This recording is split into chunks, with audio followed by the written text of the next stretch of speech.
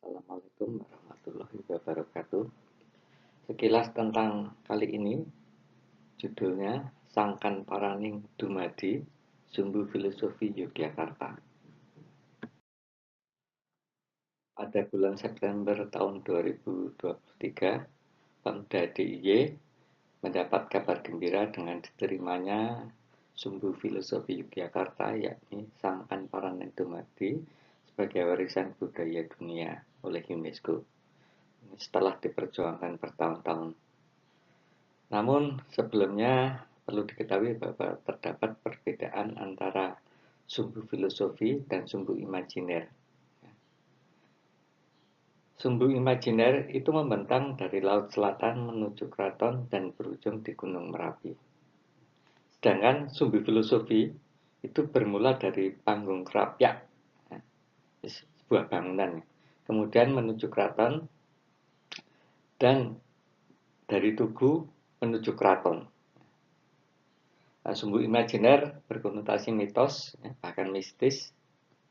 Nah, sedangkan sumbu filosofi lebih bernuansa karya, pemikiran, dan budaya manusia. Sumbu filosofi Yogyakarta berupa bangunan dan vegetasi merupakan warisan dari Pangeran Mangkubumi yang mengandung nilai spiritual dan budaya dengan mengusung alkulturasi antara agama Islam dan kearifan Jawa. Sebelum Islam masuk tanah Jawa telah memiliki kebudayaan tersendiri yang khas.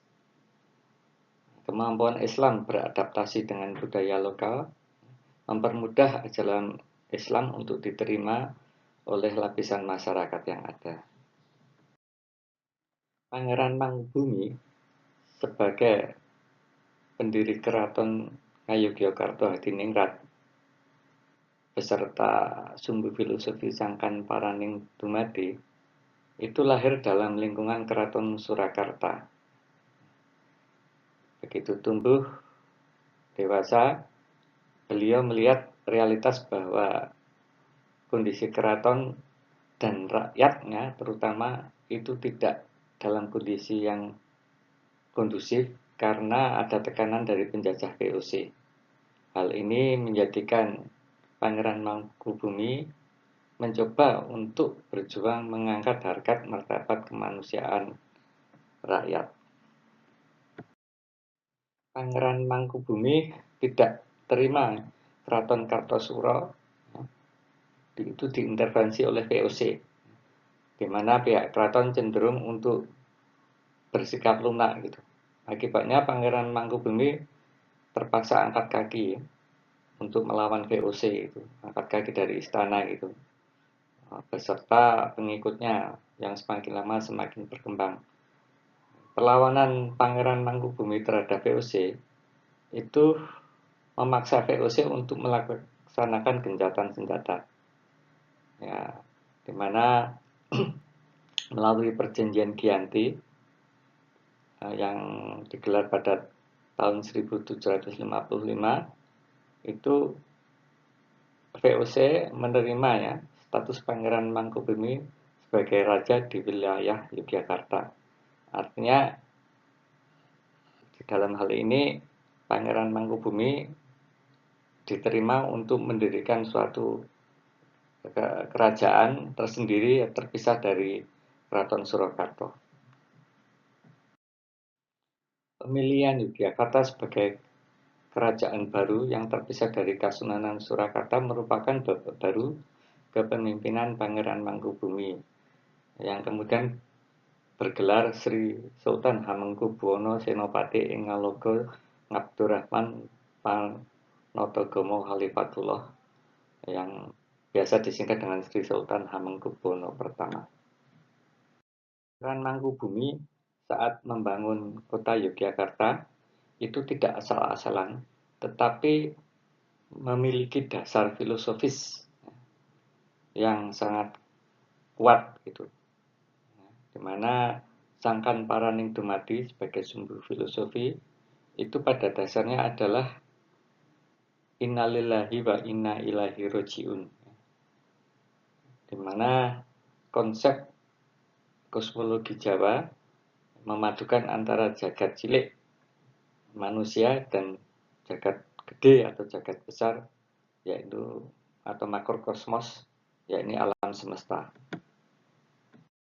Dasar sumber filosofi Yogyakarta Sangkan Paraning Dumadi, yaitu innalillahi wa inna ilaihi rojiun, di mana terdapat penggal antara panggung kerapyak, kemudian ada vegetasi, kemudian alun-alun kidul hingga keraton.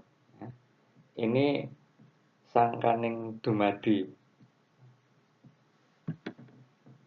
Kemudian untuk penggal kedua itu dimulai dari Tugu, ya, Tugu Pal Putih, kemudian melewati beberapa jalan termasuk Malioboro, kemudian ke alun-alun utara hingga keraton. Ini bagiannya untuk menjelaskan konsep Sangkan Paraning Dumadi sebagai sumber filosofi Yogyakarta.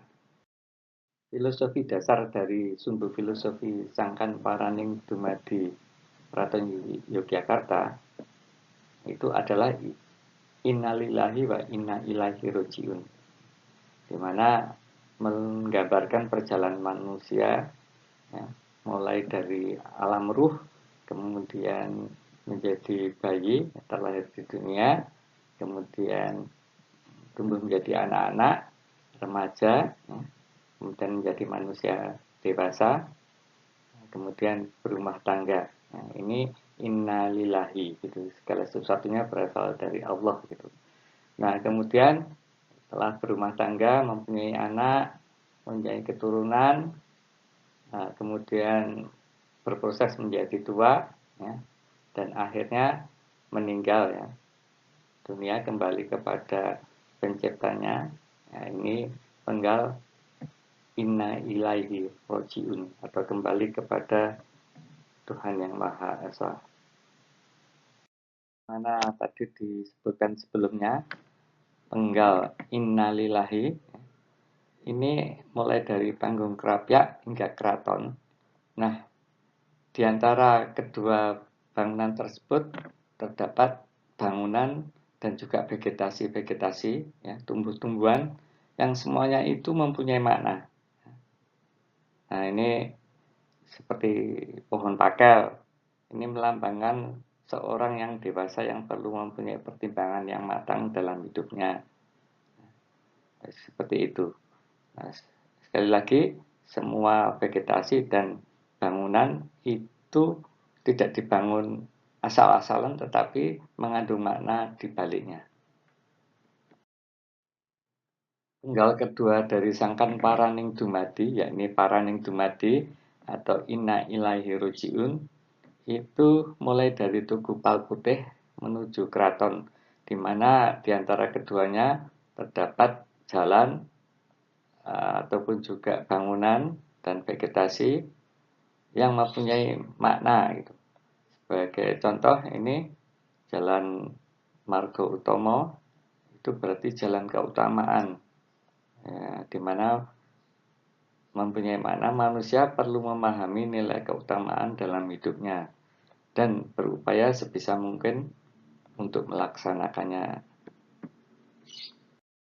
Contoh lain adalah Jalan Malioboro, di mana berasal dari kata wali yang boro gitu, yang mengembara gitu.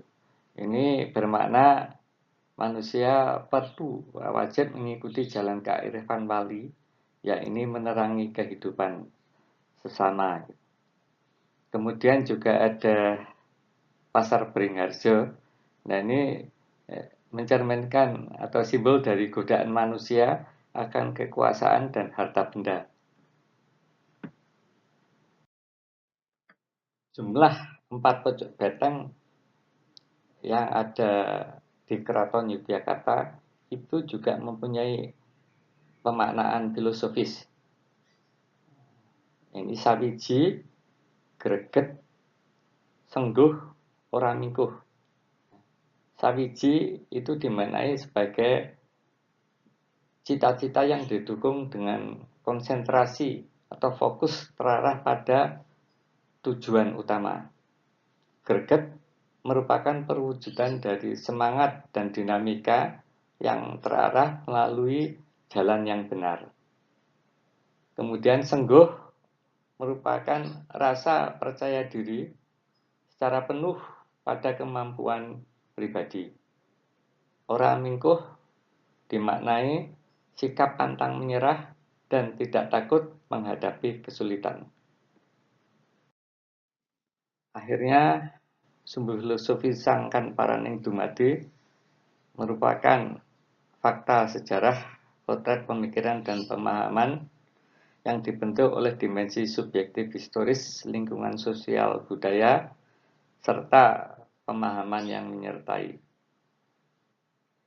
Konsep ini terbuka untuk dipelajari, ya, dipahami, untuk kemudian coba diaktualisasi atau ditransformasikan pada kehidupan masyarakat Yogyakarta kini maupun mendatang.